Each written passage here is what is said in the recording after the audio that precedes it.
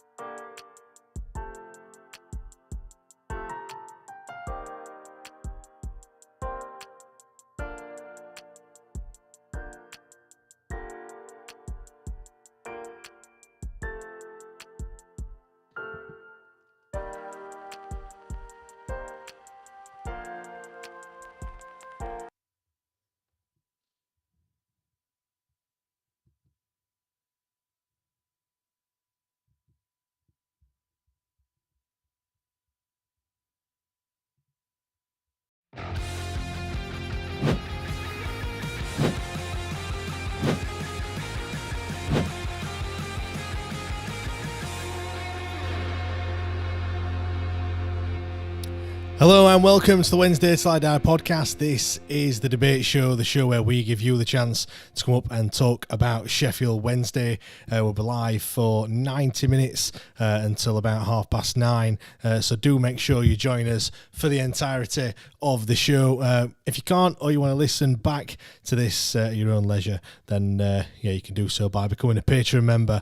Head over to patreon.com/WTID pod and you can sign up there. This is a free 7-day trial, so no excuse for you not to sign up and see what it's all about. I can see there's already people in the comments as well. Bradley, Rachel, we're all Wednesday, aren't we? Yeah, definitely. Jordan Ellis, the same. I've got a question from Daniel, which I'm sure we'll get onto at some point. Obviously, what we're going to be talking about today, I feel, well, there's only probably one thing to talk about, and that's nothing really to do with what's been going on. Well, there isn't really anything going on the pitch, but certainly nothing to do with the players or anything like that. More to do with what's been going on with the fans. Talking more specifically about the Wednesday Fans Alliance, which some people might have heard about in the past couple of days. It's been working in the background. A number of fans groups and individuals that have come together in order to be a collective voice, main aim trying to make a positive change at the football club in terms of the way that it's being run, bringing it more in line with a vast majority of other clubs in the English Football League, and also wanting a club that's going to conform to this independent regulator, which isn't far from coming in. Hopefully I'll be speaking to Mark, one of the kind of founding members of this umbrella group, in a short while, as well as trying to answer some of the questions that you may have. You can come up and ask your questions, or you can tweet them, or you can comment, as a few people already have done on YouTube. I also want to say as well that I was, and still am, one of the people that have been actually involved in this Wednesday Fans Alliance from its inception, attending the face-to-face meetings, as well as the other meetings online as well. So yeah, I can answer some of your questions if you've got them.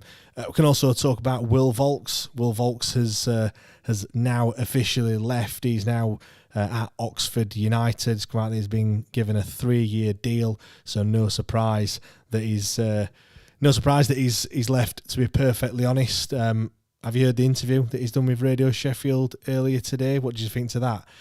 Some people saying he sounds a little bit bitter.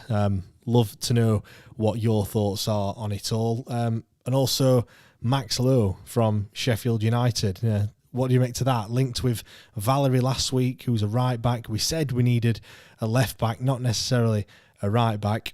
Is this the one? Is this the one that's going to be coming in? 27-year-old, capped at under 20 level.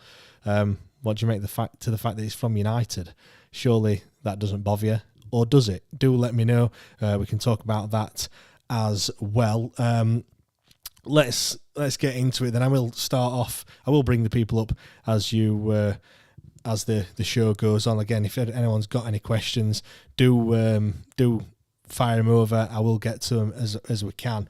I just want to talk a little bit about this Wednesday Fans Alliance then, if we can, because things have happened over the weekend. Let's say, obviously, when it started, there was a number of fans groups involved, as well as some individuals as well. A really, really diverse group of people that were getting involved to try and do something. Basically, we've seen that the way that the club's been run over the past 10 years, just trying to come together and trying to a different angle of attack. Let's say from previous.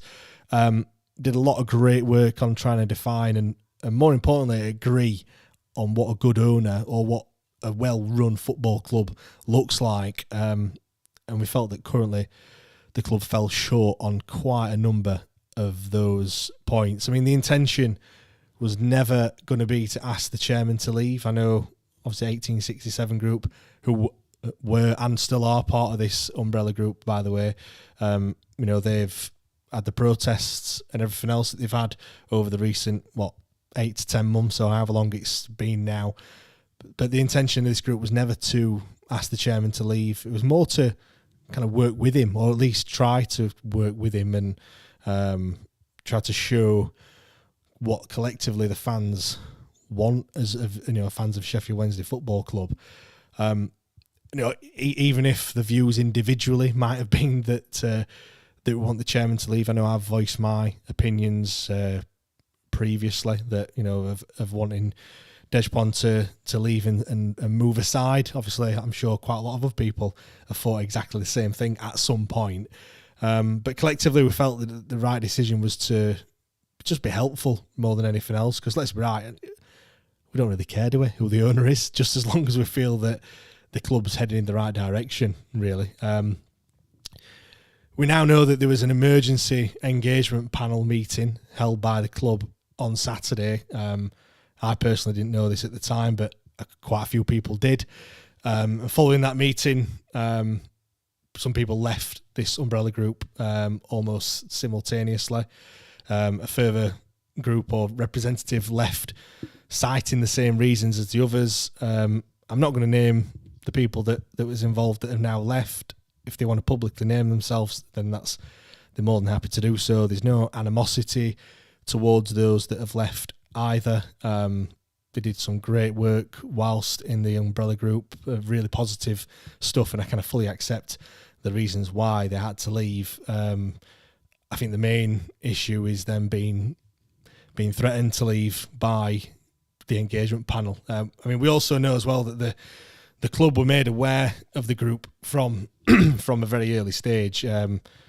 Not sure how that came about, but they also got hold of the documents that we've been working on as well. So someone clearly had leaked these documents and information to the club, presumably by someone that's part of both groups. Although I can't confirm that. It can't be verified at this stage. They would draft manifesto along with the draft press release that we'd been working on, amongst other documents. I mean, the FSA and Clive Betts, the MP, was also present at the meeting, so I feel like we were trying to do things in the correct manner. Another thing as well, I just want to reiterate, I wasn't representing any fan group or anything like that, just purely representing myself.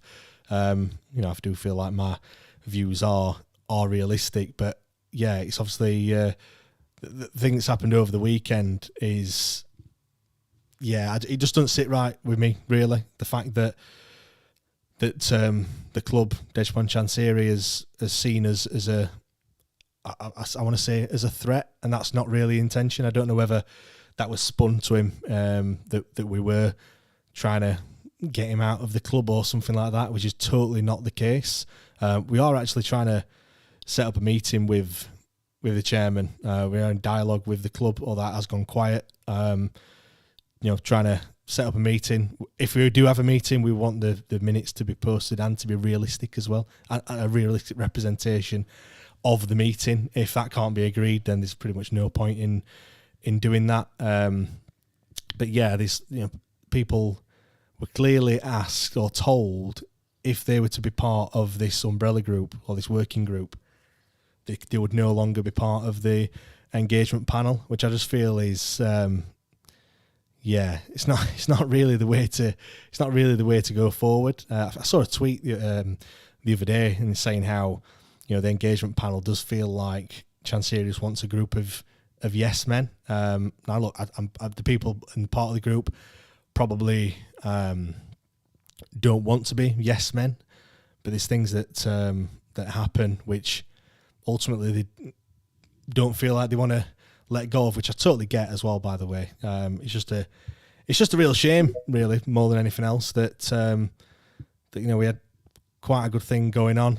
The plan is to carry on as well, by the way. The plan is for us to keep doing what we're doing, keep working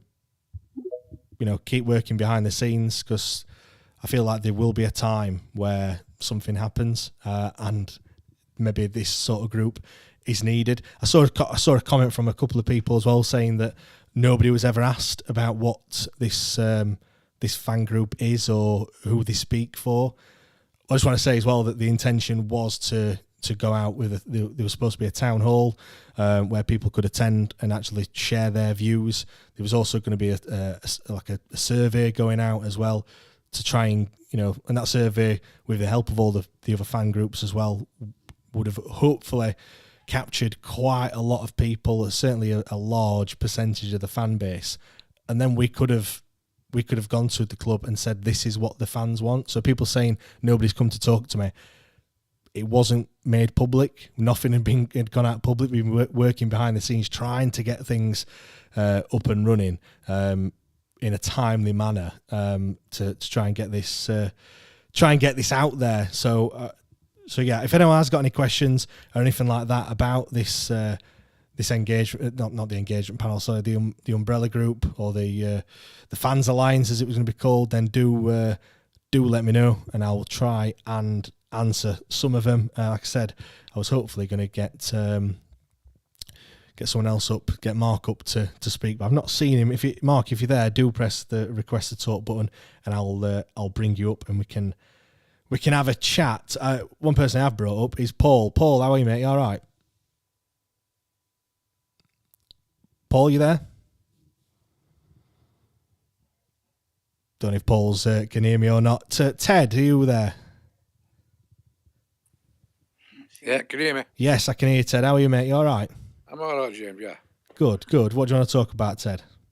I didn't know about this Alliance group until I saw something the other day on Facebook thing. Well, nobody should have heard about it, to be perfectly honest, because it was all, they were working behind the scenes. People had been invited, other fans groups had been invited. And we were trying to get something sorted. Something should have come out in the next couple of weeks, but of course... What was the ulterior motive like, this new fans group? Well, it wasn't necessarily a fans group. It was a collective, an alliance. Lots of different fans groups coming together to to discuss certain points and certain things. But the main thing that we were talking about is the main thing we wanted to do is to get Dejphon Chansiri to change and want the club to be. There was a number of things that we talked about. For example, the club being more sustainable, because it isn't at the moment. He's spending so much money of his own money to trying to bankroll the football club, and it's just not. It's not going to carry on, is it? How long does it carry on? Well, here's how I see it, James. When he took over, what I read, like, it was estimated his personal worth of 560 million, which is a lot of money. Yeah. Not in football terms, it's not, is it? No. We know that. But what I saw in 2015-16, he threw a lot of money at the club, bought a lot of aging players, good players, but aging players, backfired on him. And he did say, like, didn't he, if we don't get promoted, we're going to be in big trouble, which it turned out right. What I liked about him, when he first came, first thing he did, he levelled the pitch up, didn't he? Yeah. That's been one thing doing for over 100 years, that. And everybody else before him has dodged it, because he knew it was going to cost a lot of money. But he did it. I thought, God, this bloke, but from it went all downhill. I'll tell you what I've been doing is, he says like his people look on social media, see what they're talking about. Well, for the last 12 months or so, I've been banging on saying, listen, you can't go on like this, losing, as his words, £2 million a month. It's not sustainable, is it? No. So I says, why doesn't he invite some of his rich cronies? He must know some rich people to join him and form a board like other clubs do. Like Arsenal. Arsenal's got about 3 or 4 billionaires on their board. Yeah, and that's Ted. That's one thing that was spoken about as well. You look at the more. Well, at the end of the day, like, he's looking for investment, so I don't know if these people have read into that, and I don't know. Yeah, look, there's a lot of successful football clubs, and you look and their structure behind the scenes is not how it is at Sheffield Wednesday. Now, I'm not just saying that there's only one way to skin a cat. You can have different structure groups, but it's the fact that we haven't got a CEO of the football club. I'm not saying you need one and it's imperative, but I'd like to see something like that. A bit more of a hierarchy at the football club, which we just haven't got. It's just him that's making all the decisions, and all right, he's been here for 10. It is an infrastructure, isn't it? Yeah, and that was when it first came. I was screaming out for. He needed biggest mistake he did, but announcing like, I'm here. I ain't got a club out football. I've got plenty of money. Worst thing you could have done.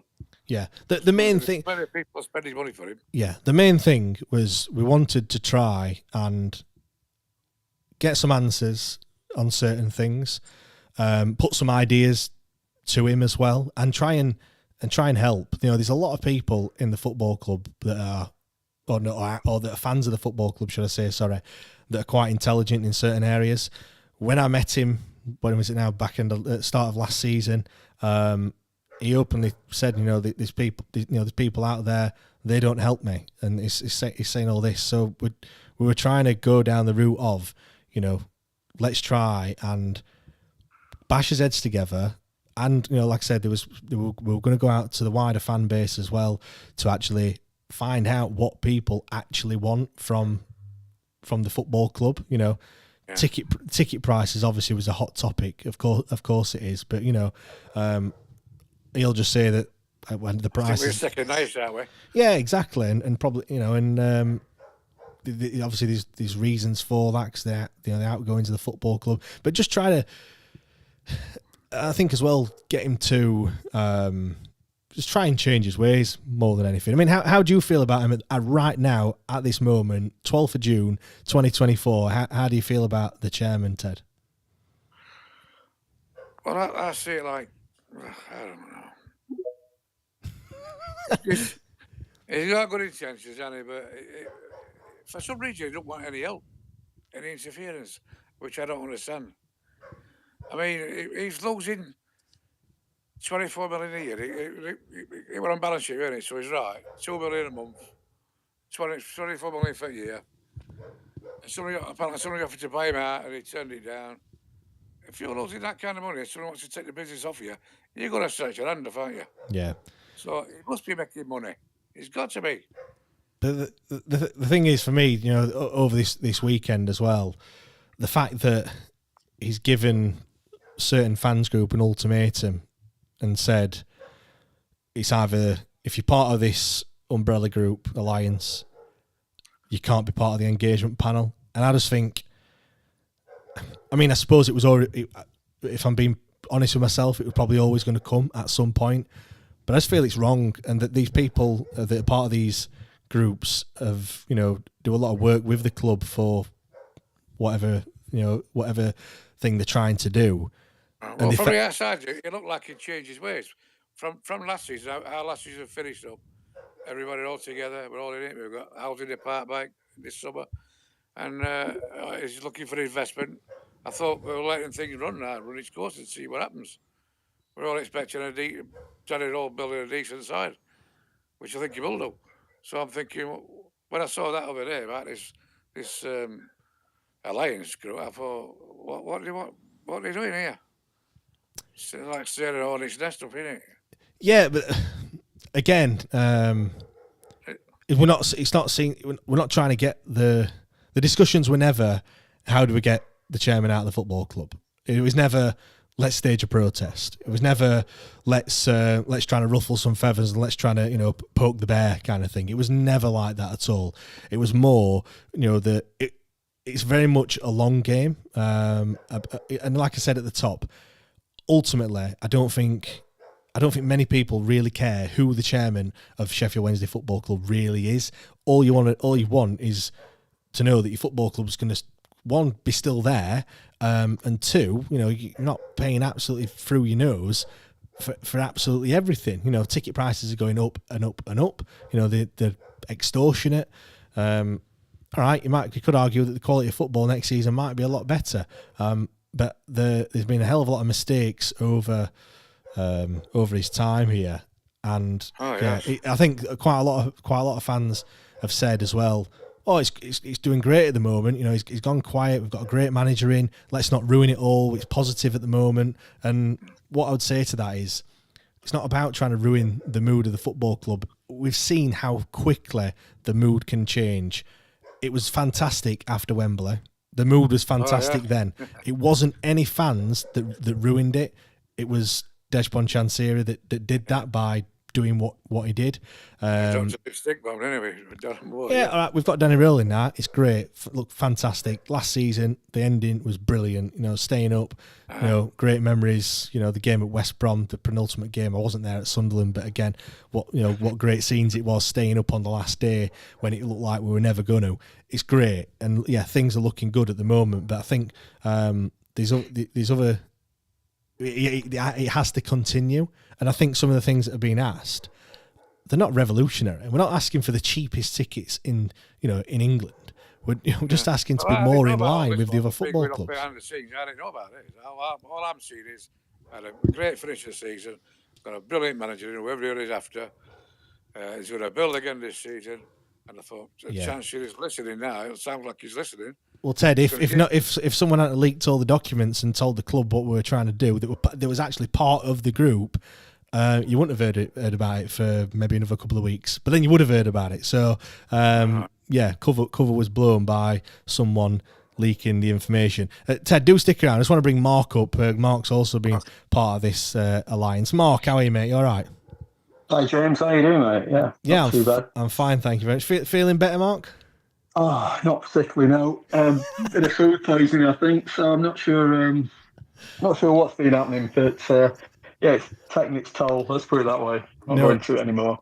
Mark, do you want to, obviously you're one of the people that kind of started all of this. Yeah. Just want to kind of tell people, I suppose, what the motive was really, and why more than anything. Yeah, absolutely. So really, from my perspective, and I'm just talking about my own experience here as how I got involved and what happened really.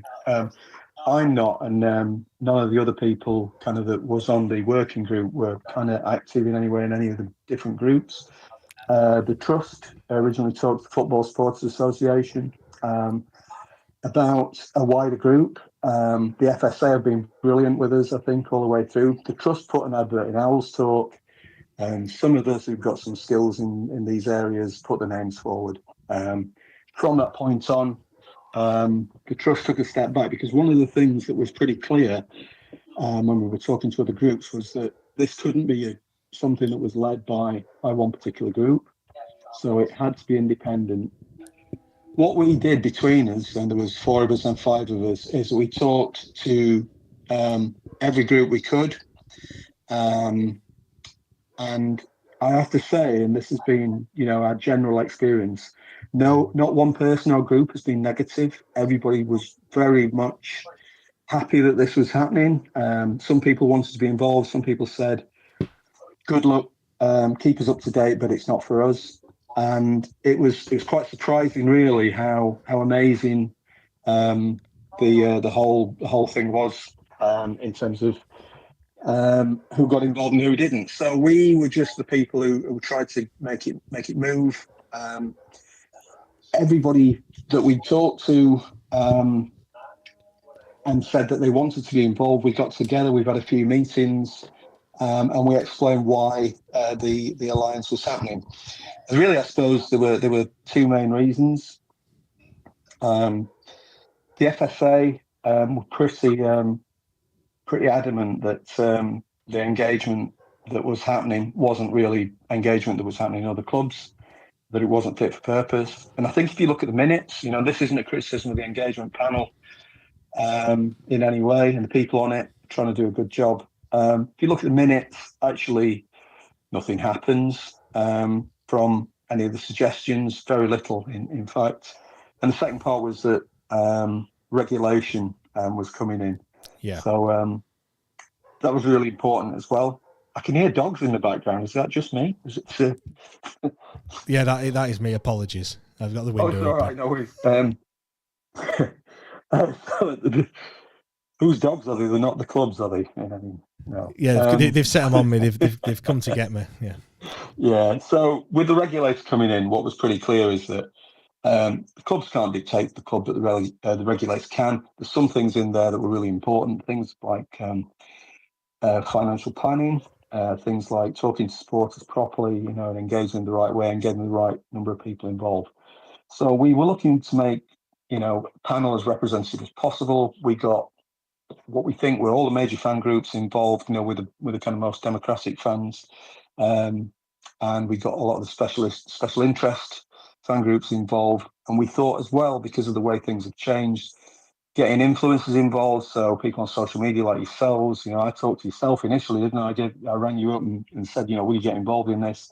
We talked to everybody we could do, really, that represented Sheffield Wednesday. And then we met several times. We did a lot of work and we came to a lot of conclusions. And from our perspective, it was all very respectful of the club. There was nothing that we ended up putting in the core purpose of the group and the kind of vision, what we want to do, that was anything different to what any fan would probably want. It's been set down for the first time, really. Yeah, I think as well. Another point to make. It was still very early stages as well, weren't it? Really, I know we'd had quite a few meetings, but and I know there's a lot of people. I know Ted was saying I didn't know anything about it. Well, like I said, it wasn't. Well, no. Nobody was supposed to know anything about it just yet. We were. I think the other thing to mention, James, is that we could have set this going earlier, but at every turn, all the groups said, "Well, what we don't want to do is scupper any momentum that the group that the club's got. It's we're all Wednesday fans. We just want us to win, really, and we want a decent club. So there wasn't any thought that we'll stick this in the spokes and stop it. So all the way along, it's been about finding the right timing for the club, as well as everything else. Unfortunately, what's happened's happened, and I wish I wasn't speaking on here today about it, because it's just trying to put the record straight and answer questions, really. But that's where we are. I don't think the club. We don't actually know yet what went on in the engagement panel, I suppose. But well, the people, I don't think we'll ever find out, because they said that they've been sworn to secrecy. They can't tell anyone what actually happened. Yeah, there's a hell of a lot of coincidences happened, obviously. But also, when you read the minutes, it takes 5 minutes to read, and the meetings take 2 hours. So, what do we learn from that? So, I think, what we're after is, the fan. We were going to do, as you say, a fans forum to get everybody's opinion. And just to try and represent, you can't represent everybody. No government represents every person in the country. What we're trying to represent is the common view of the Wednesday fans, really. And that's what we're set up to do. Yeah, I think as well, like, there's a lot of there's a long list of kind of things that people could be annoyed about with the football club, that ranging from ticket prices to investment to the way that the playing style of the club to what's available as refreshments. There's a long list, and certain people have things at the top of their list. I think what we were trying to do as well, weren't we, is kind of come to an agreement of a list of things. And I think the idea obviously was to hopefully get Chancery to agree to do certain things by a certain time, and just have that dialogue and him to start changing his ways. I'm just going to read some of the comments. We've had a few comments as well. I'm just going to read a few of them out. Chris has said, if the supporters group left the umbrella group to protect their status with the club, that's fine, but why hand all the documents over to the club? Chris, I've no idea, mate. It baffles me, to be fair. Harry said, will the press release still come out from the remainder of the group? I think it's important, isn't it, that firstly, we work together with all those groups. We were all sat in a room thrashing things out, looking each other in the eye and trying to make things better. And then one of the group clearly has, done something and kind of gone against everybody's wishes. That's really disappointing. In fact, it's sickening. It's angered a lot of people. We don't know who that was. We can speculate as to who it was. But I even almost don't want to think about it. I'd rather they found it on a bus or something, because it just feels really bad that one person or whatever has done that. Secondly, we've got to regroup and see what's best for the way forward, the best way that we can influence the club. And it's about, at the end of the day, all this is about doing the best that we possibly can. So, we haven't taken any rash decisions, and we don't intend to in future. It's about, we talked to the FSA about what their view of things is. There was a meeting last night. And they've been brilliant. And one of the things that we do need to learn from, and we have been learning from, is how other clubs do it, because some of the clubs have got great engagement groups. Some of the clubs do things really well around chief executives, which you've mentioned already, COOs. I don't think, one of the members of our group did some research, and there's only us, for instance, in the championship that doesn't have somebody at that level. And you look at some of the things that have happened, and it's quite clear that some of the problems are around that. And to be fair to the engagement panel, they brought that up in March 2021, but the chairman said that in Asia you often have combined chief executive and chairman, but that's not working, is it? So evidentially you'd think, well, can't we influence the owner to go a different way? I think that's a reasonable request, isn't it, when everybody else is doing things that's something that's working? So they're the kind of things that I think we can have discussions about. But the engagement panel has to be a two-way street. It can't just be, here's an idea, no, we don't agree with it. It's got to be meaning and realistic. So with the regulators coming in should change all that. But let's see. Another one here from Jeff. No fans group at this club have ever been anything other than toxic. I can't speak for any other fans group. Obviously, that's Jeff's opinion, but I think certainly from working with with some of them over the past however long it's been, 4 to 6 weeks, or whatever, how long it's been, I don't share that view. I mean, you could disagree with groups, I suppose, but you can say the Sheffield Wednesday women's group is toxic, or Rainbow Owls or Armed Forces Owls. They toxic, really? Yeah. Bobby said, wouldn't they lose their individual seats on the engagement panel anyway if they were part of a wider umbrella group, as the group would have a single seat which represented them all? The intention, Bobby, was never for the for the Alliance to be part of the engagement panel. That was never a plan. It was to just separately engage in dialogue with Chancery to actually, again, like I mentioned, to try and put forward what the fans want. We never got to that stage. We've never got to the stage of actually asking the fans of what they wanted. That was coming later down the line, and it still may do. It still may do come as time goes by. We were trying to get things all sorted behind the scenes, ready to go. I suppose there's no real rush now because people know about it. So not that it was a secret group. It was never secret. We just wanted to get things sorted behind the scenes, ready to go to the public and say this is what we've done, rather than it, as you know, a lot of speculation on social media and everything else. One on YouTube. I hear you, James. However, doesn't him looking for investors and giving Real a long contract show he's actively changing his ways? Yeah, that does help. Certainly the fact that he's looking for investors is good. 10 years in, I think he should have done that a lot sooner. If I'm being perfectly honest, but yeah, we'll see. We'll see if any investors do come in. We'll see. My only, being a bit of putting a pessimistic hat on for a second is the reason why he's doing that because he's overpromised a little bit, as he promised Danny Real the earth, and then looked at his bank balance and gone, I'm not sure I can do that, to be honest. I don't know. It might be that he's changing his ways. We don't know. I think we can't forget as well that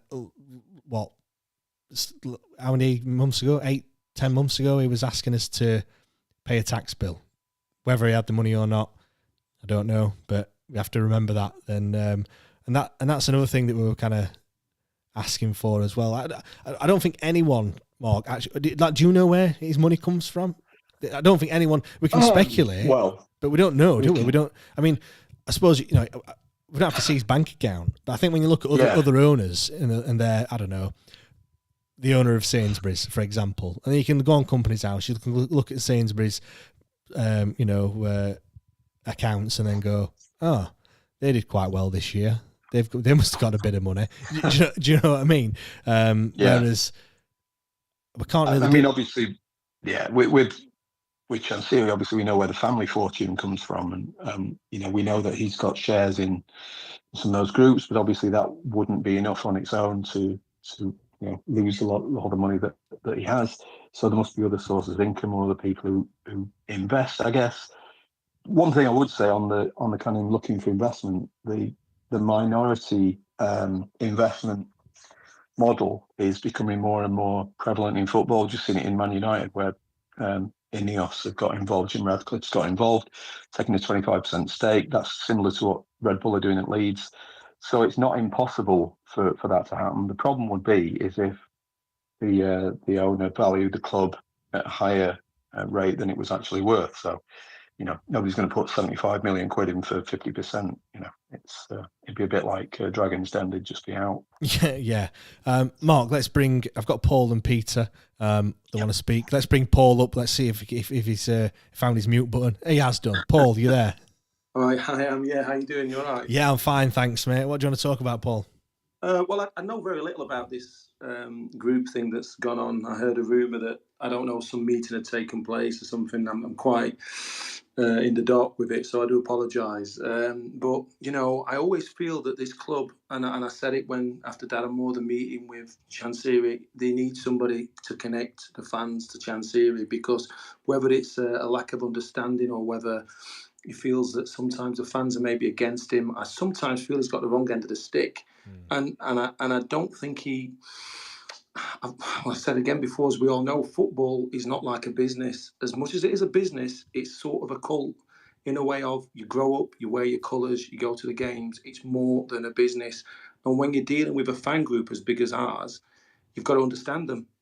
And if you don't understand them, inevitably it's going to lead to something not great, because, whether or not these backers come in for me, it worries me really, because I feel that if Danny Role's not backed and the season tickets are as high as they are, and we don't see the calibre of players coming in that we're expecting to see, then people are going to turn on the chairman again.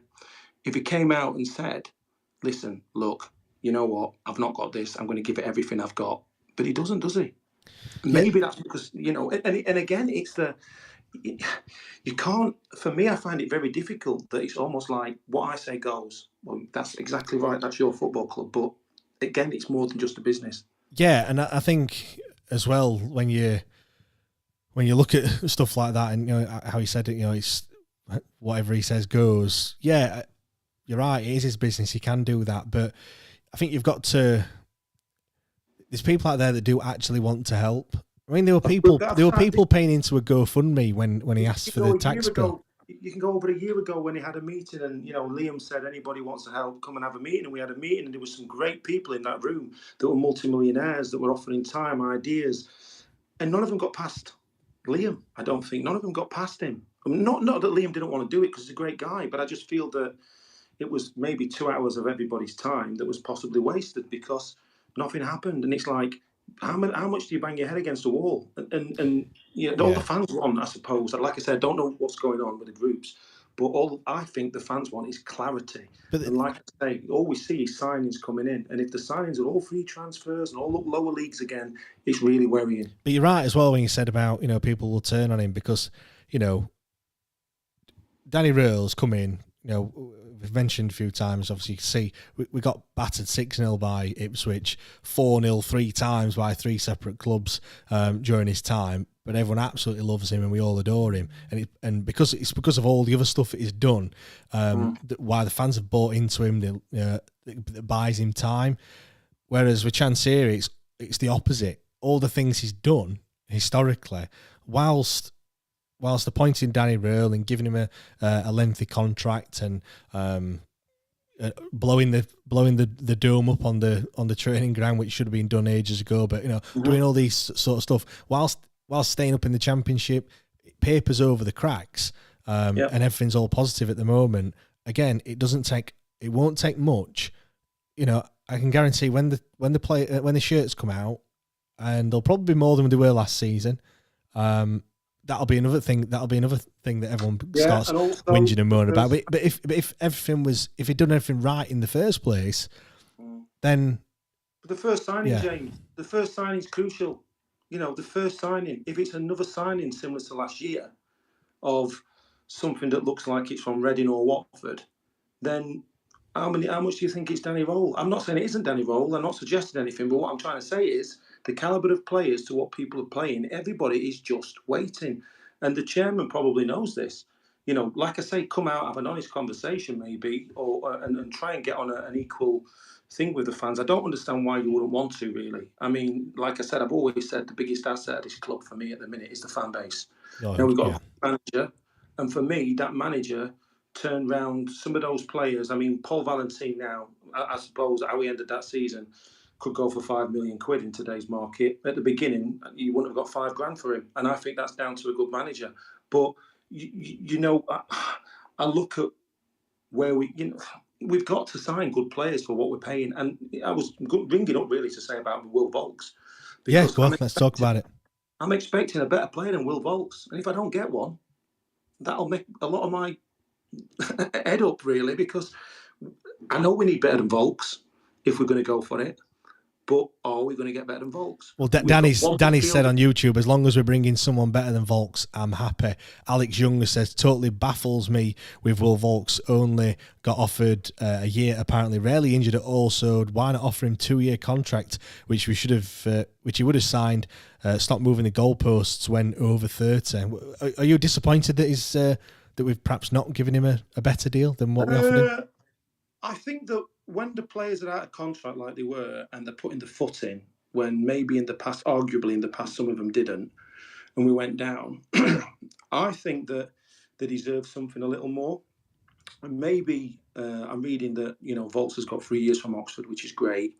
Maybe Wednesday would have given 1, 2, or maybe he's not going to be the foremost front of the plans. And if that's Danny Röhl's choice, then great. The only optimism I take from it is I don't think he played a lot at first under Danny Röhl. No. And I think And I think that Danny Roll, maybe he's looking for a different sort of player. I hope he's looking for a different sort of player.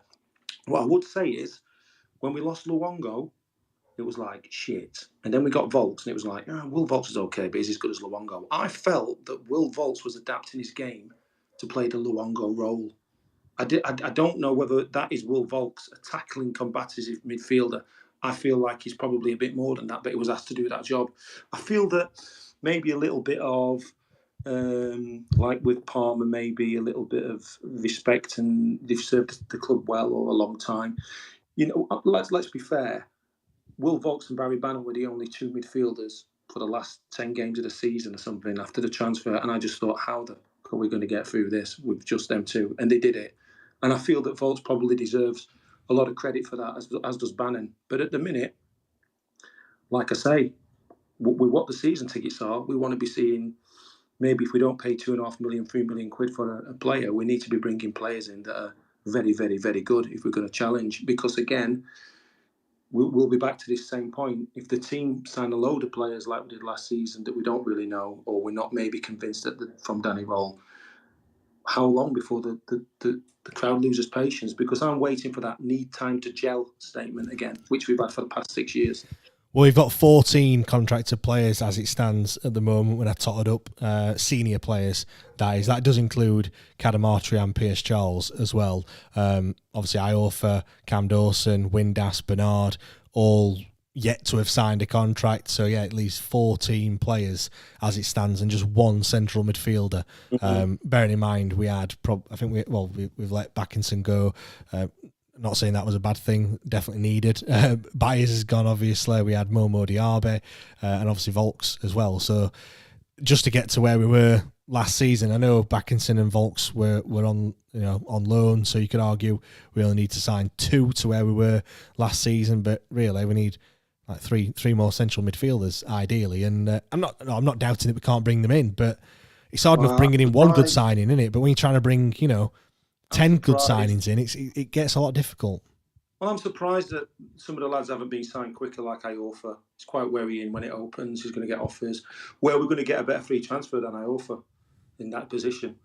You know, if Iofa goes, then everybody's going to go, well, we've got to have better then. But are we going to get better? Not sure. Bernard, I think people are waiting for Bernard. Will he sign again? Again, 1-year deal. Last season leaves as an absolute asset to somebody, whether it's us or somebody else. You know, you can't give the fan base an extortionate amount of money to. I mean, I just pay when I'm not working. Really, I'll go and pay the tickets. But even me, I look and go, how much for this for today against who? So I don't know what the season tickets are. Maybe naively, but I know they're extremely high. And you know, for that money, you want to see quality football. We've got a quality manager, and he's got to bring quality players in, and his time's ticking really, because Danny Roll wants them in early, and Steve Evans has got a lot in early. Why haven't we? Yeah, I mean, I'm not too worried about the time. I mean, you look, Windass is on holiday at the moment. I think he's getting married, isn't he? Very, very shortly. You know, all the other players are on holiday. I know Bo's not our player, but he's playing for Canada at the moment. Bernard's on international duty with Jamaica. Maybe he's focusing on that, although, you know, doesn't really stop someone just saying yes to a contract. I guess he could quite easily do that. Just on, you mentioned about season ticket prices. As of now, I do believe you can get, it's 560 on the Cop, 710 on the North and the Grandstand, and an eye-watering £810 if you want to sit on the South Stand for a season ticket next season. What's in a league, James? What's comparison in regards to like lower league, Premier League, or is there a lot of difference? I've not got that to hand to know, but I mean, I know whenever you see the graphics come out on social media when it says ticket prices, we are not. I think Norwich. I want to say Norwich have got probably more expensive season tickets than us, but there's not many. I think it is just probably Norwich at the moment. Although I think the last time I saw it, they were outdated figures that they were using for us. It was kind of earlier on in the phases, maybe phase 2 of 86 or something like that. That it might have. I mean, that's another thing as well. That is just is just baffling. Paul, do stick around. I've got Peter that's been waiting for a while. I just want to bring him up and see what he has to say. Peter, how are you, mate? You all right? Yeah, I'm good, thanks, James. The point I wanted to make, and I'm you know that I'm not a Mr. Chansiri fan, is that whilst all this has been going on, at each month end, bills have been getting paid, players have been getting paid, and again, I'm not sticking up for him, but we have recently seen a few little green shoots of recovery in terms of managers signing a new deal, Bannon's re-signed, Palmer's re-signed. We've got the house in the park. Yes, we've got horrendous ticket prices on the day and season tickets. We're in a position where perhaps we shouldn't be. That's an old argument from years ago. We got put in this position. We're now trying to fight our way out. Whilst ever the team play well on the pitch, that we can't hit Mr. Chansiri with that stick, and it's a bit of a 6 of one, half a dozen of other. Nobody's going to come in and buy the club. Like Mark said, his very last comment was, nobody's going to come in and give him 75 million for a bit part of the club. For that kind of money, they're going to want all the club. And we all know that Mr. Chansiri's valuation is over the top. He'll want a good part of his money back, if not all of it back, as most businessmen do. And I'm mindful of the fact that he's come in, he's admitted he's made mistakes, and most businessmen are proud people, and we know the Thai people are very proud, very honourable people, and they want to be. Most people want to be liked; they don't want to be hated. And it must be. And again, I'm going to sound like I'm being sympathetic towards him. He's got every man and his dog who hates him at Middlesbrough at the minute, but at the end of the month, he still signs them salary checks. Yeah. You could. I know there's a book coming, James. Yeah, there is a book coming. Yeah, but wherever you mention the name Mr. Chansiri in a good light, there will always be a but. Wednesday fans are like elephants; they never forget anything. We never forget anything. I'll never forget Reece James for getting sent off at Peterborough. Ha ha ha! But he turned out to be a cracking little player. You know what I mean? We've all got little pet hates, and yeah, I think. But the things you've mentioned there, Peter, yeah, you're totally right. Yeah, but my argument to that would be, that's nothing out of the ordinary. Like, he signed up to, he's bought the football club. Like, and I've used this analogy before, but if I went and bought a Ferrari tomorrow, and then and then nobody's going to go, oh, well done, paying £600 a month for your Ferrari or whatever it is. Like, that's what he signed up to be the chairman of Sheffield Wednesday Football Club. He is expected to pay the wages at the end. I'm not giving him. I agree. I don't want to quote. I don't want to quote Rory Keane, but it's his job to pay the players that he's employed to play football. Like, I mean, I'm not giving him a pat on the back for paying his players. Like, I'm not being funny. Like, but the counter argument to that is he has got history of not paying him. Hence why you're now kind of saying, oh, he's paid him. So that in itself, I think it's all the things historically. The tax thing as well is another one. He said it came out and said he was joking. I mean, come on, like the fan base is volatile at the best of times. We've all on a big tick for him.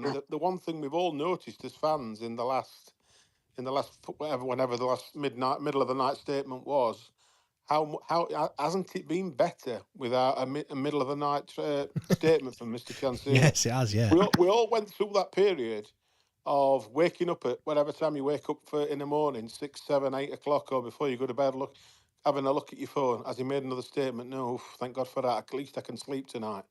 And we were in that kind of scenario, which is crazy, absolutely crazy. The other thing I want to point out, Peter, as well, is, like I said, I don't know if you were here at the start, the group wasn't. It's not a protest group. It wasn't. No, I'm aware of that, and I think that's the.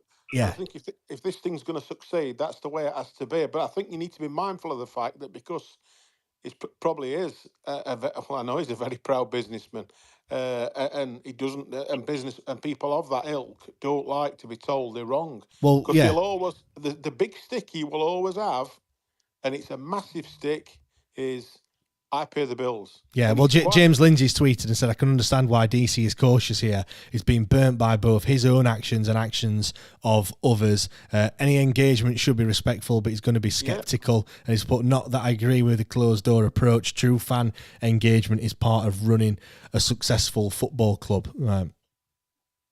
Can I just answer that, James? Yeah, go on, Mark. Yeah, I read that, and I think that's very true. But it wasn't us that stopped this happening. This is, I think, the alliance has been ultra respectful. There's a broad spectrum of views on it, and we've been very, very respectful.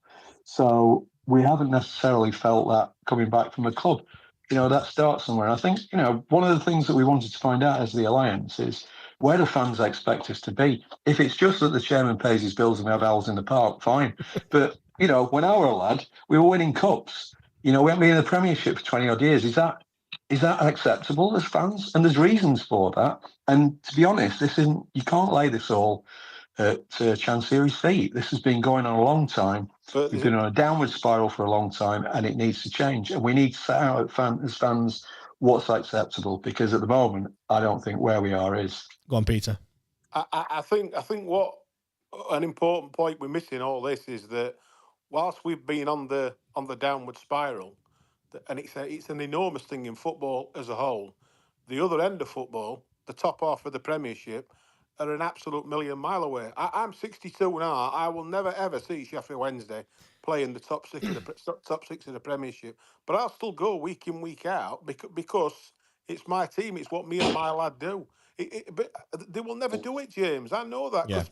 That's just from a financial point of view. Well, the other thing as well is, obviously, we've been speaking to the FSA, or the FSA was part of these meetings. Obviously, the what's it called now? The independent regulator is supposedly coming in at some point. In the next 12 to 18 months. Yeah, and that's the time to worry, because I think this is I think the Fans Alliance are aware of all that, and have obviously the people involved with those groups have got their heads screwed on right.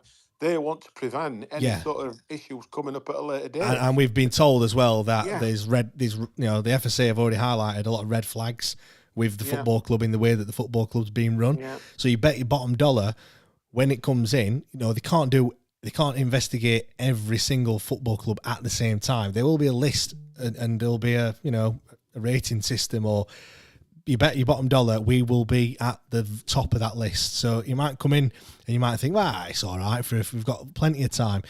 We might not. He might not have much time to get everything in order. So why not get in order? Plenty of previous, haven't we, James? We've done it before, so they're going to come knocking in. It's like when the police are looking for a burglar, the first thing they do, they look at all them with previous who live in the area. It's all. Yeah. That's what it's all about, and we've got a record for it. And unfortunately, for the mistakes that Mr. Chancery made, and this is the negative for him, we as a club will always pay for that. Yeah. And we'll always be under suspicion. Yeah, so like I said, so things need to change before it gets to that point. Because it is only guidance as well. Let's stress that at the moment it's not. But it could change when this bill comes in, and you never know what might happen. And you'd rather. I'd not heard of it. I'd not got any wind of this until I read on Twitter the other night about one or several of the groups jumping ship and not being part of it again. If I'd not seen that tweet, then I wouldn't have known anything about it. And the question I will ask you on, Mark, is if that had not happened, how long would this have continued in silence, so to speak, for want of a better phrase? I think it was probably 2 or 3 weeks away. I think we'd agreed that kind of after the Euros had finished, we were going to put something out there, and actually, the other problem is as well, obviously it was all dreamt up when things weren't great, and then obviously things have got a lot better. So I'm not saying that we're only doing it because it was the things on the pitch was poor. It's just you see a lot of comments already on Twitter, and you've already referenced it yourself. Things are looking up. Things are looking up. We've stayed up. We're in the Championship, and you kind of gauging the room. And we know that football, we're fickle as football fans, and I think we want to stress as well. We all want the best for Sheffield Wednesday Football Club. I didn't see it. Well, the people that I've been working with, I didn't see any sort of agendas or anything like that to try and point scoring or anything. It was just literally. That's why it was important to get different fan groups together. And I'll be honest. Not everyone has agreed with everything. Hence, it's probably taken a little bit longer than what it should have done. If I'm being honest again, me personally, something should have come out a lot earlier, but there was a lot of backwards and forwards between different groups trying to make sure that it landed in the right way. Do you not think? Were you present at this meeting when Mr. Chansiri supposedly broke down in tears? No, I wasn't. No. So, right, because do you not think he's used that to his advantage in terms of he's sussed out the people in the room, he's then gone to the people in the room and said, right, if you don't toe the line and jump in bed with me, for want of a better phrase, then, we're going to cut your privileges off at the club, etc., etc. Because to me, it smacks of that all over it, and I'm sure lots of other people listening tonight and other people who've read that thought that instantly. Because that was my first thought straight away. So that's obvious what he's done. Yeah, I mean, I don't think he broke down in tears. I think that was just kind of using words to kind of show that he got a face on and actually, well, I think he sees it as a threat. To be honest. Like I said 5 minutes ago, James, he'll always have that stick to hitters with Warner, and excuse my French again, it's a bloody good stake. If he's whatever he's stumping up, I don't think it'll be 2 million. I think somebody put it in the thing. If he's doing 2 million a month, then we're going to be knackered for FFP, aren't we? So we can't really do that. But he's stumping. Let's say he's losing 1 million a month. I think he's. Part of me, yes, he is the chairman, but he'll always have that to hit us with. He'll say, right, you get your friends to do it. You get investors. Can I just make a point on that, James, as well? Yeah, go on, Mark. Some good points that Peter's brought up there. But one of the things I think we probably need to get over is that as part of the media plan for releasing this, we were going to tell the club first and have discussions with the club before anything we released. We didn't want to just spring it on them because it would have been unfair to do that. So, that was part of the approach. And I guess we were trying to be as flexible as possible. So even though we were going to wait till after the Euros, discuss it again, and it probably could have come out pre-season. Again, it would have been dependent upon it all being the right time to do it. We saw this as being a positive in the main. I think what's happened is it's become a negative because of the way the stories come out. Yeah, and that was never the intention. And I think that, a lot of the groups that, I think as well, because people associate 1867 with some negativity around the club. Only some people do. They saw it originally as kind of, this is a protest against Chansiri. But, what 1867 were doing is signing up to what all the other fan groups are doing, which were generally, these are the positive things that we want to see happen and the things that we want to work with the club on. So we saw it as a positive. We didn't see it as a negative. It's kind of become that which we never wanted it to be, and we're kind of on the back foot because of this. So it's just important to say that, I think. Yeah, I just want to. Jim's in the room, but if he says it works, so he can't join in. Jim obviously being part of the 1867 group. He just said, I just want to apologise for my rant against the fan groups on Saturday night. My anger boiled over through frustration of watching the Umbrella Group crumble and too many Peronis. I don't blame the fan groups for leaving. They were sadly backed into a corner. I wish to add that they all do some fantastic work for the community, and I wish them all the best. I'd be more than happy to work with any of you again in the future. Sadly, it's down to one man who is petrified of the fans coming together as one. I also just want to say the Wednesday Fans Alliance was a positive fan movement. You just mentioned that, Mark. Being part of the 1867, we've been campaigning to get Chansiri to sell. We know that is unlikely, so we have to proposition ourselves in a way to help him, and this was the correct way to do so. And that's from Jim, who was in the room from 1867. And yeah, like I said, it was never to get him to leave. It was more to try and help. Like I said, he always asks for the help, and obviously we were not saying that. I read a comment saying, people think it's like Football Manager and it's easy to run a football club. I don't think that's fair to say. There's a lot of people with a lot of experience, and also it doesn't, strengthen numbers as well in terms of finding things out, researching things. I met Chansiri. We asked him about the ticket prices. Again, this was at the start of last season. Asked him why West Brom ticket prices were, I don't know, 20 quid all around the ground or £25, whatever it was. Twitchy replied, I don't know. Why don't you ask them?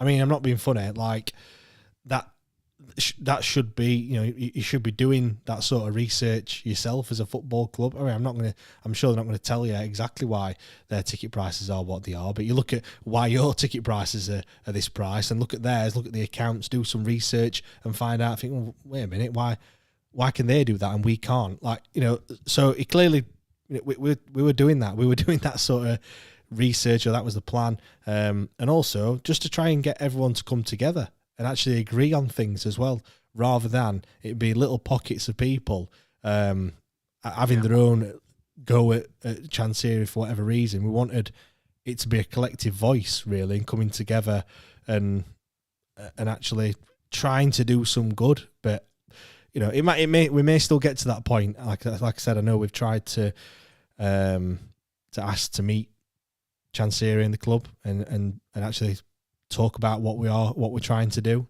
That's not been arranged yet. I don't know if there's been a response. I don't think so, because I've not heard anything. But obviously, like I said earlier, if there is a meeting with the club, we'd want to tell everyone about it and actually publish some minutes from that. If they want it to be, a hush-hush meeting, then there's not really any point. I don't think it really achieves a great deal. Right, Peter, one other thing I want to talk about, apart from the alliance, let's talk about some signings, of course. I mean, one's gone, which is Will Vaulks. What do you think about that, Peter? I'm gutted, but I think, like somebody said earlier, was it Paul who said it? You'd like to think that we've got something else lined up that's at least as good, if not better. But don't know where we're going to get that from, but I don't know. I'm upset that he's gone, because he's a cracking bloke. I've met him a couple of times, and he's a quality fella, and he's a really nice bloke. And I happen to think he would have done a job for us next season. But like he said in his interview, that's football, and to me he sounded. I don't think he sounded bitter. I think he sounded gutted in his interview with Rob Staten tonight, and it was a good interview. Probably one of the best he's ever done. Yeah, I think he was very careful to use certain words, though, I thought, in terms of like a plan and a 5-year plan and a vision and doing things properly and stuff like that. I thought that told you the story. I mean, did he say something like along the lines of they've got ahead of recruitment and he felt wanted? Was that the phrase he used? Yeah, he was. Yeah. Yeah, and I think that in itself says where we're at as a football club. And it's a little. It's nothing new that we didn't know, but it just confirms what we thought, which is a bit concerning, to say the least. Yeah, a little bit. I mean, I said this on the pod at the weekend. When you take your emotions away from it, I think Danny Reel kind of relaxed his principles a little bit come the end of the season. Will Vaulks shone in them times. I thought right at the end of the season, I thought he was probably our best player on the pitch. In terms of work ethic and the output that you got from him. Maybe Danny Reel just doesn't see him in his plans moving forward. It's not a signing that he made. It's not a player that he's brought in. He'll probably thank him for doing what he's done. But there's no sentimentality in football anymore, is there? There's no. You can't do that. You can't. It's not a. We know that the purse strings are tight, and if it means if he's got another player on the horizon.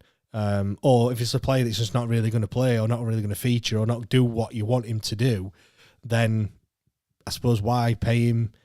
Why have him on the books when you've got an opportunity to move him on and get someone else in? It's just we just hope that we do get that someone else in, don't we? Because we could be left a little bit short. I mean, there's still plenty of time though, isn't there, left? Really. Yeah, and Danny rolls at the Euros for the next 2 weeks, so. Unless he's talking while he's over there to players, then I don't expect any sort of movement in the next 2 or 3 weeks. Yeah. What do you think to Max Lowe then, Peter? Obviously a player from that club down the road. I'm going to be controversial here. I think he's a poor man's Reece James. What makes you say that? I just think Danny Rowell said to Reece James he wanted to go big and bold at the back, big players.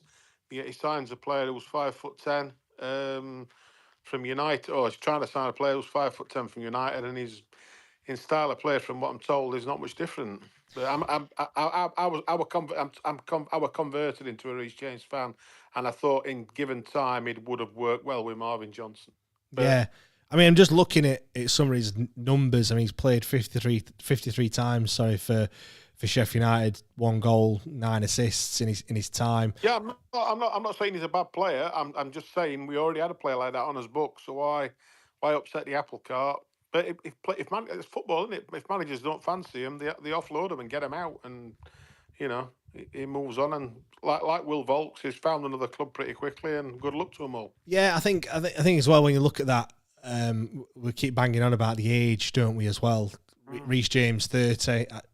Yeah. He's 20. Max Lowe's 27.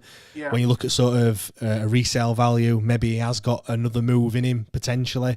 Could keep him for a season, offload him. You never know. We might do something like that. He has played in the Premier League. I mean, look, I know that doesn't mean a great deal because Hendrick had played in the Premier League as well. We look how that one turned out. But he's 27. He's a little bit younger. I mean, I don't know whether I've spoken to a few United fans. They don't rate him whatsoever. They're saying you have him. I hope you do sign him, which is not a great sign, is it really? No, I don't know whether they're just saying that because it's us or not. But I've not heard glowing reports. But I suppose it comes back to the whole trust in Danny Röhl, doesn't it? Really, the signings he's brought in, other than Pedersen, which ironically was in the same position as Max Lowe. That one didn't work out, but the other three, Beadle, Poveda, Ugbo, they all worked out quite well. So we've just got to trust. I mean, I'm sure he's crunched the numbers. I'm sure he's looked at all the stats. I'm sure he's. I'd be amazed, like I said last week, James, if we sign Ugbo. Absolutely amazed, because the fee they're going to want for him is, with the talking 3-4 million minimum, aren't they? So where are we going to get that kind of money from? Well, I've seen a few players that have been around that sort of price tag. Do you think we've actually... I mean, it's apparently Chansiri said that there's a transfer budget there if he needs it, which says to me it's one player. It doesn't sound like he's going to be able to spread it over a few. It's going to be, if you desperately want one signing and it's going to cost a fee, we'll see where we can get the money from. But I'm a bit like you. I just can't see it. I mean, does that concern you? Do you think we need to be spending cash, or do you think there's enough players out there on these frees and loans that we can, make a decent squad out of? I'm a little bit sceptical on that. They'll get the numbers he wants. It's 12, 13 players we need to get the squad just up onto numbers. It's unless he's planning on getting some of the kids involved. I don't know. I'm not convinced Beadle will come back. I'm not convinced that'll happen in the end. I don't know. He said, a new manager's coming into Brighton. He might fancy Beadle when he sees him. Yeah, I mean, have they got 4 keepers? 2 are at the Euros. Yeah. One's going to Ipswich, isn't he? So, one's supposed to be going to Ipswich. On a permanent or on a loan? I think it's a season-long loan from what I've read. But he was on loan already at Swansea, I want to say. Is that right? Last season? So so they had 2 out on loan last season. Mm-hmm. So I don't, if you've got, Beadle's not at the Euros, is he? No, he's not. They've got 2 keepers that are, international goalkeepers. You'd like to think Beadle's 3rd or 4th in the pecking order. I'm sure they'll have some sort of release clause in there if something does happen. But nothing will happen until the end of the Euros, because if one of them gets injured, playing for the respective nations, then the Beadle will be needed, won't it? Maybe, or the other one might be needed. So I can't see anything happening until then, which is again, it leaves it. I won't say it leaves it late, because signings happen right up until the end. I've got a bit more confidence in the fact that we have got a head of recruitment. Danny Röhl seems switched on in that side of things. He knows how to do things the right way. So I'd like to think that he's got a few different options, if just in case it doesn't happen. If you know what I mean. We never know, James. We might start announcing them while he's at the Euros. They might do that. But I just can't see it. I just think it's think we'll have to sit and buy this time, and we'll I think I said last week or 2 weeks ago, we could still be sat here in a month's time expecting, and we're still 10 players short. The only one I sort of heard positive vibes about was definitely going to sign was the keeper. Is it Hamer from Watford? Ben Hamer, yeah. Yeah, he was the only one I'd heard that we're definitely going to sign, and that's it. Obviously, we keep hearing about Valere. Then there's a loan, quite a decent, chunky loan fee involved with him, but he's got options to go elsewhere. So it's silly season. Very, very early. It's silly season. Silly season. James Lindsay's just tweeted, said, I cannot wait until we've got some concrete deals to talk about. Yeah, me too. And that's when this show will turn into the transfer rumour mill, in a few weeks' time. And obviously, talking about rumours. But yeah, whenever we sign anyone, I'll be sure to speak to a fan of the club that the players come from to get a bit of an insight. So make sure you join us every week, Wednesday at 8 o'clock. I'm going to move on to Cherie in a second. Yeah, She's been itching to speak. But just before I do that, I've just got a few messages I want to read out. Philip said, never understand how he hasn't spoken to the owner at Leicester. I'm obviously meaning Chansiri. Same Thai background, but miles different in the ownership model. Daniel Patrick said, Forest fans love Max, to be fair. Might just like rival clubs. Yeah, and then Gary's a bit pessimistic. Is it me or not? Because I've got a horrible feeling that the wheel nuts are starting to loosen again. I hope you're wrong, Gary. I hope things are looking up and positive, and I hope that the Wednesday Alliance isn't needed, because Chansiri is going to change his ways and become the best owner that we've ever had. But yeah, I'm a bit sceptical of that one. If I'm just on previous, right. Let's go to Cherie. Cherie, how are you? You all right? Yeah, I'm fine, thanks, James. How are you? Yeah, I'm all good. Thank you very much. I normally have you on first, but I brought you on a little bit later this time. What do you want to talk about, Cherie? I mean, first of all, let's talk about Will Vaulks, shall we? He's gone. No longer a Sheffield Wednesday player. Are you a bit gutted that he's left, or are you kind of excited to see what sort of player we're going to bring in next? To be honest with you, James, I'm absolutely gutted that he's gone, because he was my favourite Wednesday player. Really? I mean, obviously, fans player of the year last season, which I think was very well deserved. But yeah, what was it about him that you liked so much, Cherie? He was a character. He always makes everyone laugh. I remember him for his trademark backflip celebrations. Well, I mean, he only got a chance to do that twice, didn't he? In the blue and white stripes. I'm going to put you on the spot here, Cherie. Can you remember which two clubs he scored against? Oh, God. Now, let me think. They were both away from home, I'll give you a clue. And they were both when we were in League One as well. Right, okay. Let me think. And they were both fantastic goals from outside the box. I think one of them was Wycombe Wanderers. Correct. Can you get the other one? Oh God, was it last season? Well, it was the second season in League One, the season we got promoted in. Was it? I think it was Wembley. Well, he scored at Wembley, but obviously that didn't count, did it? But it was no, Port Vale away from home, the other one. That's it. Port Vale. The Port Vale one. I can't remember it though. In terms of backflips, the Port Vale backflip was far better than the Wycombe Wanderers one. Yeah, because with the Wycombe Wanderers one, he did it, but he did go full on backflip. But the Port Vale one, he did it and then went full on. Yeah, I mean, I'm not being funny. I mean, I've not played football for a long time, but I'm not trying that celebration anytime soon if I score a goal. No, I'm not. I'm not. Not even my bad back. No, I mean, look, the goal he scored against Barnsley, I just so wish that goal had stood, because that would have gone down as one of the great a great playoff winning goals, But oh yeah, definitely. But hey ho, yeah. You said it was your favourite player, Shri. Who else has been your favourite players over the years? Barry Bennan, and Liam Palmer. Yeah, obviously both staying as well for at least another year, which is fantastic to see. Obviously we've been linked with, one of the Sheffield United players, Max Lowe, left back, 27 years old, 28 appearances in the Premier League.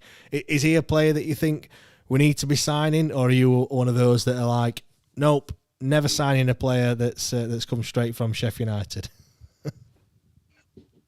I don't know if it'd be a good signing, because obviously he's injury prone, so I don't know if it'd be a good signing or be an absolute flop.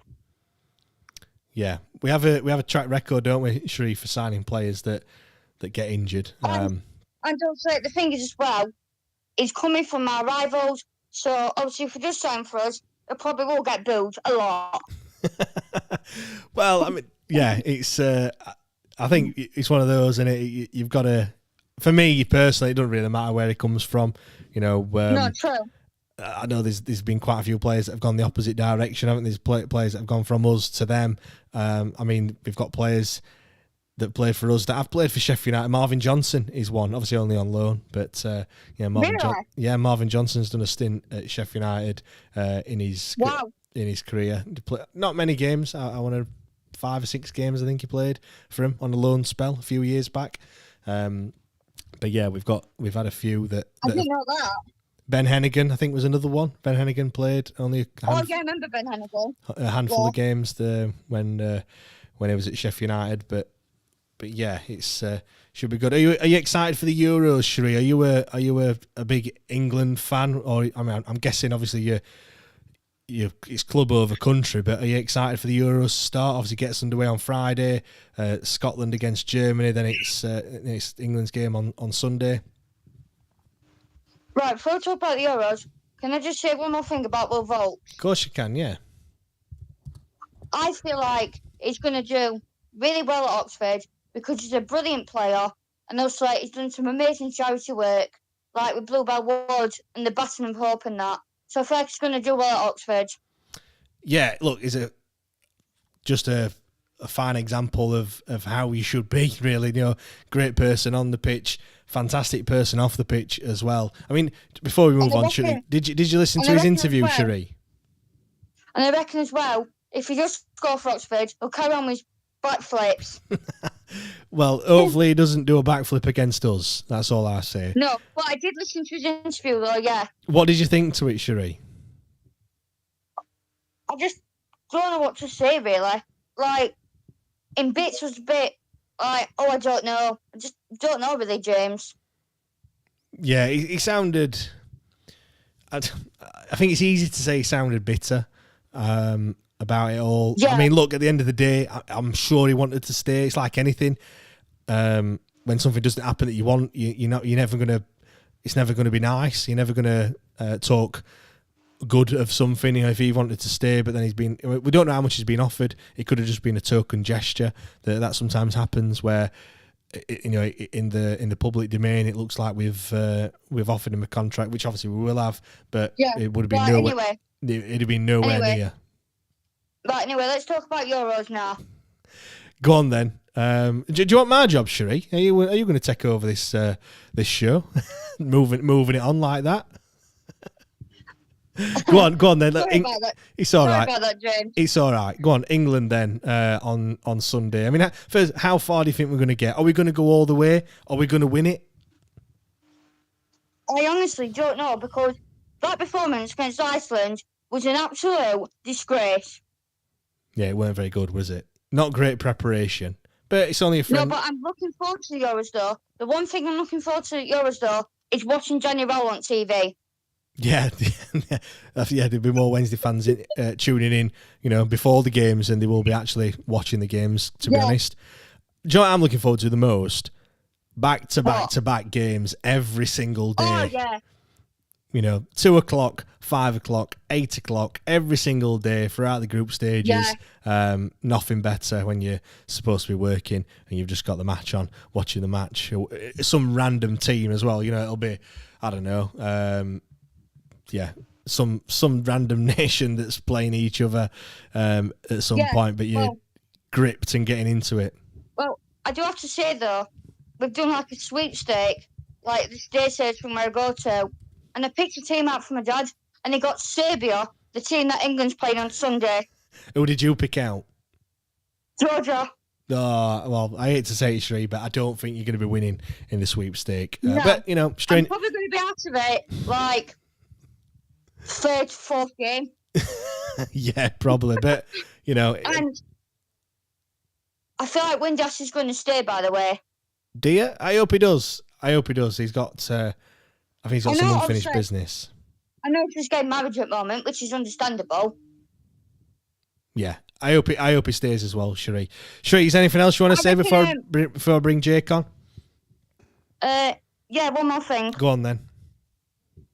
I hope Iofa stays as well, because what Iofa is that kind of player that has that pace to go forward in front of other players on the opposition.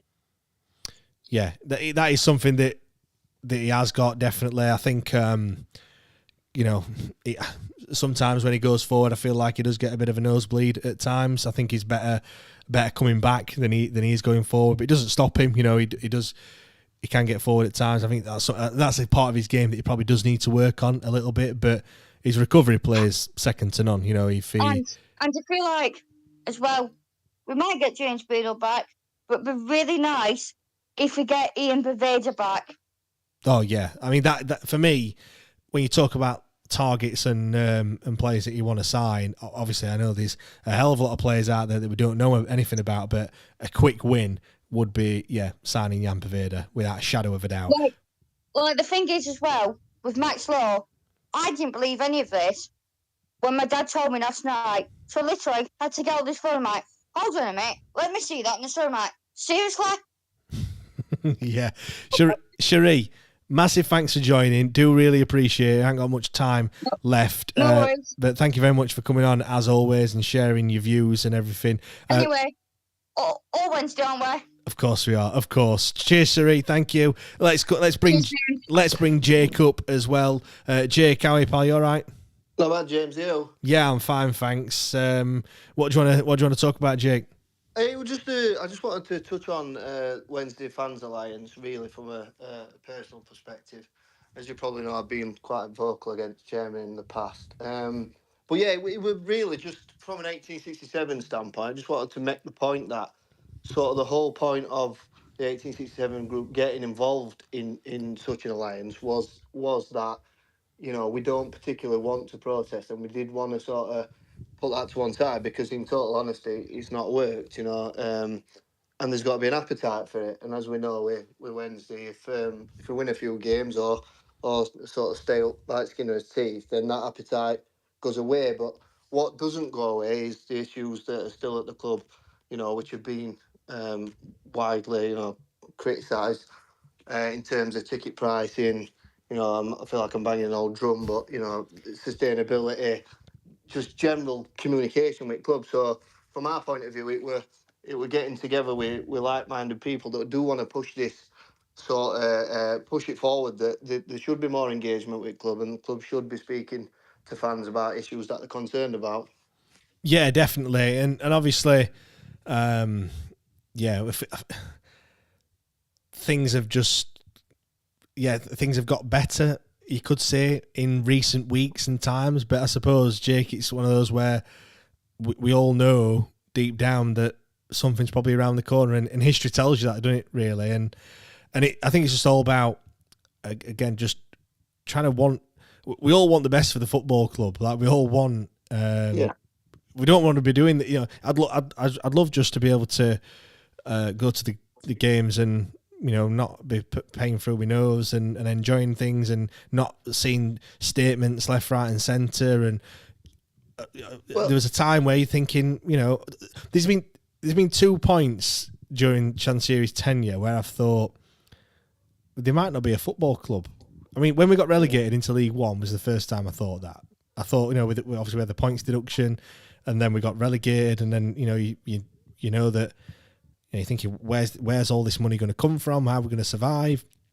Genuinely thought, like, a point, we might not. No, I think he'd not paid the players as well at that point. I think I'm right in saying.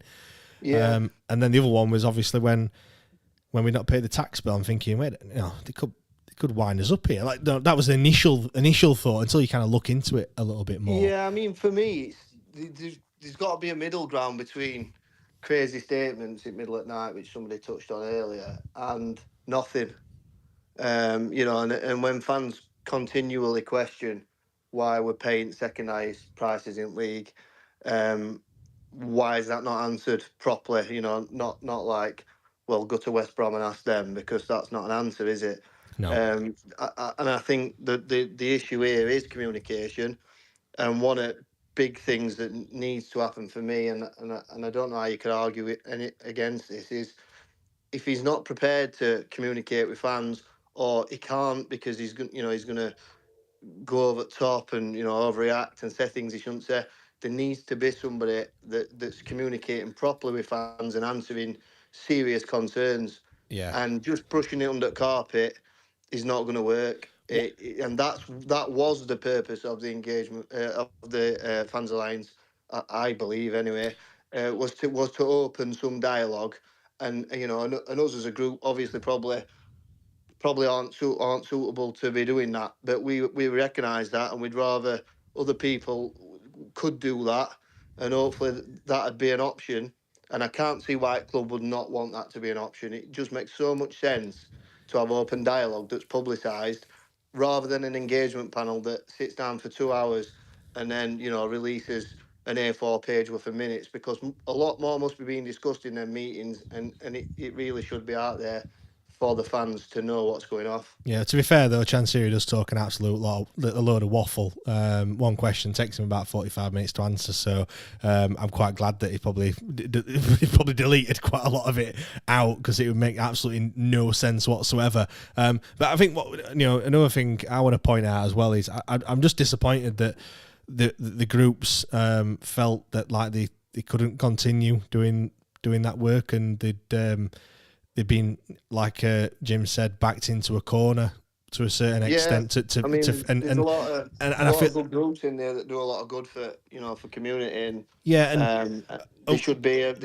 able to ask sensible questions and question decisions made without fear of losing for me, I mean, one of them has told me that that's their line of communication into the football club for their particular group. Now, I find it particularly sad that as a fans group that doing a lot of work in the community, that's the only way that they can speak to the club. That should be a separate thing altogether.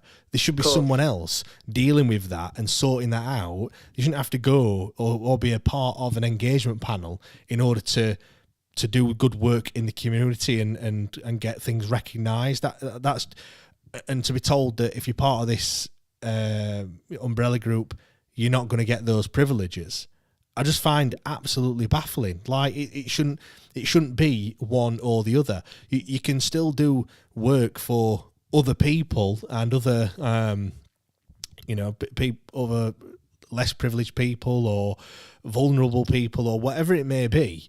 You can still do all that work and still not agree with the way that the football club's being run or want something to change. Like you shouldn't, just because you're getting I don't know, let's say free tickets, just because you're getting from free tickets to give away doesn't necessarily mean that you have to agree with absolutely everything that someone says or does. Like I just don't think that's not the right way to do it, and to for him to be backed into that corner, just again, I think it's just really sad that's what's happened. It shouldn't be like that. You're not.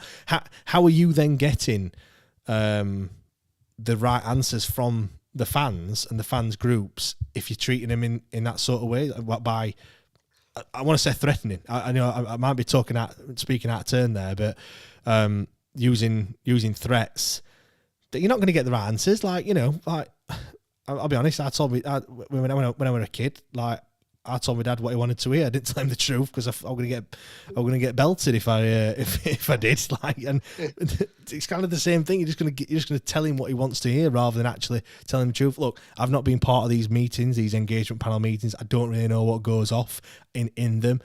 again, I'm just surmising, but I suppose really when we see minutes like you've mentioned that aren't really a true reflection of what's happened. I'm not criticising anybody that's in them meetings, because I totally understand what they're having to deal with, but I just feel like there needs to be more than that, and that's the whole point of the Fans Alliance, was to be able to ask questions and maybe get some answers. Now, if that's never going to happen, that's a problem, because otherwise, what happens? Ticket prices continue to rise, shirt prices will continue to rise, and if nobody's standing up against it or nobody's pushing back, then it'll just continue to happen. And the club really does have to answer to these things. They're not, these aren't little things. These are people's, these people's livelihoods that they're spending the good hard-earned money at a football club. And if they want to ask the questions why, the club should answer that. Yeah. It shouldn't be like covered up like everything seems to be. And yeah, I suppose that was the whole point of the Fans Alliance. So one thing I want to ask as well, Jake, I know we've been working together in this umbrella group. Did it take a lot for you as a group to kind of to change, in terms of to change your approach? Yeah and no. I mean, I think obviously when we sort of put protests forward, that one of the main reasons that we sort of started doing that were because there were a lack of answers from club.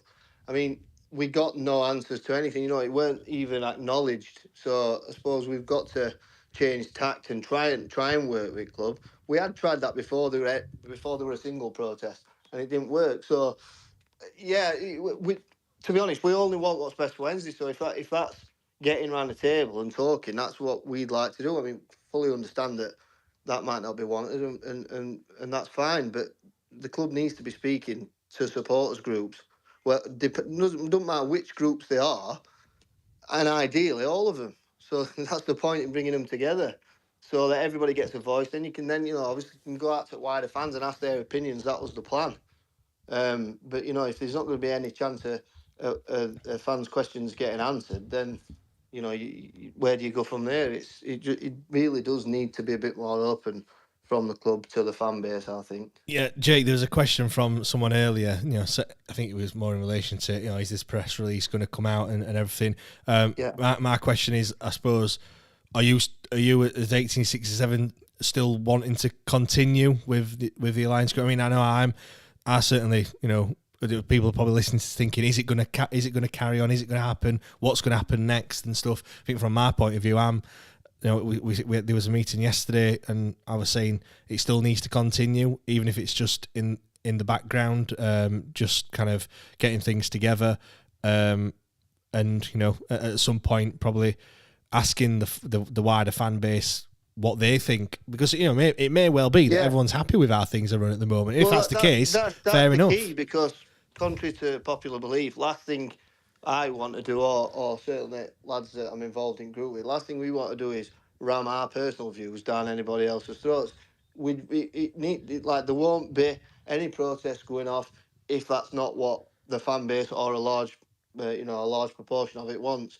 Obviously, we demonstrated last season how much support there was behind that, and for the club to not even try and address supporters' concerns, that's troubling. So yeah, I mean, we'll continue doing what we do, and keep watching what happens at the club. But yeah, I think club needs to answer everybody's concerns, not just ours. Like we're just a group of lads that want Wednesday to be better.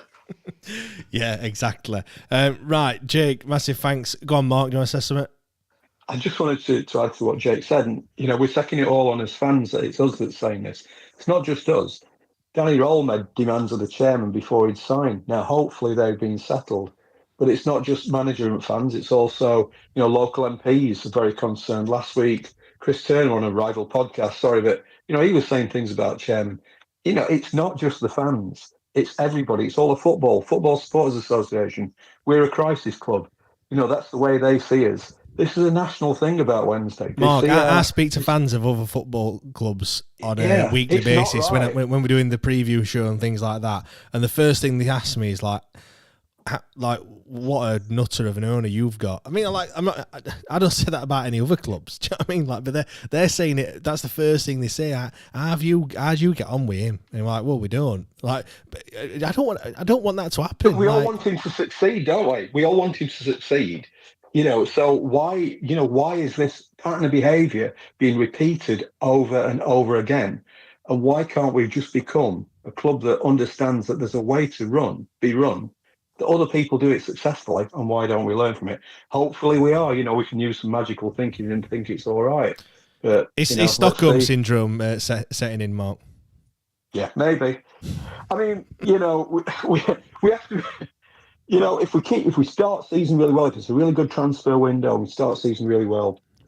Everybody's happy, aren't they? But let's see what's happened at end of transfer window, and let's see what happens. And the other thing I want to stress though as well, Mark, is results on the pitch don't just suddenly make everything okay. No, don't make Hillsborough okay, does it? The ground will still be owned by Chancery himself. The ticket prices will still be the same ticket prices. There'll still be porta cabins at the training ground. The academy will still be piss poor as far as I'm concerned.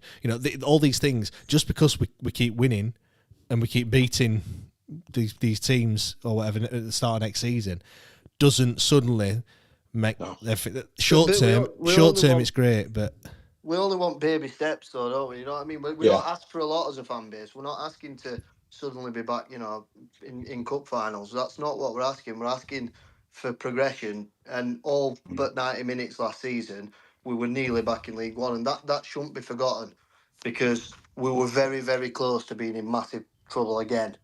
And yeah, you can say he got Danny rolling, and he's been given credit for that, and he always does get credit for doing things right. I touched on it jokingly last time, but he put a £5 offer on a pie, and everybody thought it was best thing since sliced bread. So he doesn't take a lot to please us. He really doesn't. We're not just moaning for moaning's sake. We're moaning because we can't see a positive future. Well, I said that's my personal opinion, and I welcome anybody else, that's got a view that think this is going in right direction, because I just personally don't think it is. Yeah, Nat's just signed off by saying, I just want to see steady improvement every season.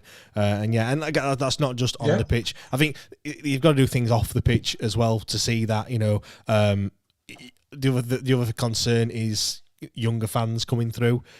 That's the future of the football club, is bringing younger fans through. Let's have kids for £1. I mean, it was quite alarming when went to see him again start of last season, and the people that were in the meeting, Chancery was there and two others, and between them they didn't have a clue how many tickets they'd given away to various schools. The 3 different numbers came out and things like that. One said they didn't do it, next minute they did do it, and it's like stuff like that. You need to be getting younger fans through the door. We need to be just securing the future of the football club, really, because we'll be here a lot longer than what he is. Rest assured. The fans will be here a lot longer than him, and we just don't want him to be left in a mess. Really, we want to be like Nat's just said. We need to see improvement as we move on. Right, I am going to wrap things up there. We've overshot a little bit. Massive thanks everyone for joining me. Thank you, Mark, for coming on. Thank you, Jake,